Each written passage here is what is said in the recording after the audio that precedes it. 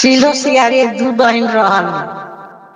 दू बहन रहलो तो जानी जे कोनो त्योहार ना करेलो, कोनो त्योहार ना करेलो।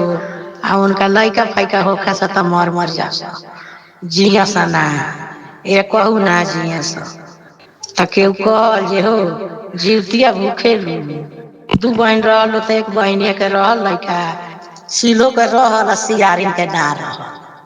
तो कहली जे हो तहार लइकवा त जिय तारे स आ हमार मर मर जा तारे स। आ तो जीवतिया भूखेलू आ तो ना हो हम तो जीवतिया ना भूखिले।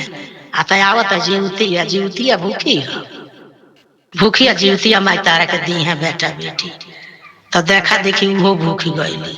तो सिलियो भूखली आ सियारिनो भूखली, दुनू जानी भूखल। भूखला के बाद से दुनू जानी नहाए गइलो। त नहा धोआ के आइलो त अपन कथा पोथी सुनल लो आ सुतल लो। तो दुनू बहन सुतल लो एके घरवा में दूगो खटिया पर। तो सुतल लो तो जब 12 बजे 12 बज गई, जब 12 बजल तो सियारिन के तो भूख लाग गई। सियारिन के भूख लाग गई तो चल गईली मरघट में। मरघट में चल गईली, गईले के बाद से वजह से एगो मरघट उठा ले अइली।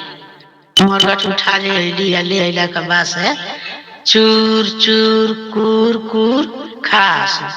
त सिलो कहस कि ए बहिना का बाजता हो कूर कूर।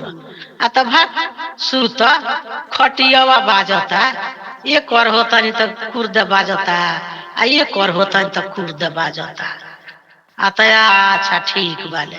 त फिर सिलो सुत गईली, फिर सिलो सुत गईली। फिर सियारिन कुरुर कुरुर खाए लगली, चरर मरर खाए लगली।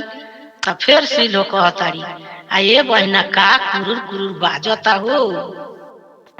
आ भाग तारो तो वंगिए नहीं खे लागत, सुत कुछ नहीं खे बाजत। तो अब तो उनकरा सिलो के बुदुर बुदुर मन में हो गई कि ये दादा कुरुर कुरुर कुछ खात या का। उठ के देख तारी तो मर ले आके आ खा तारी। तो कह तारी का ये बहिना, अरे तू जीवतिया न भूखल बारू हो, इहे काम करता बा का तार बाल बच्चा जी हो, तू इहे काम करता तर से रही ना गइल। आ तो ना ये बहिना बड़ा भूख लागल रहा, तो तारा से झूठ बोली गईनी हई, हम ये कुरुर कुरुर खात रहनी हई। जय जीवतिया माई गोड़ लागतानी।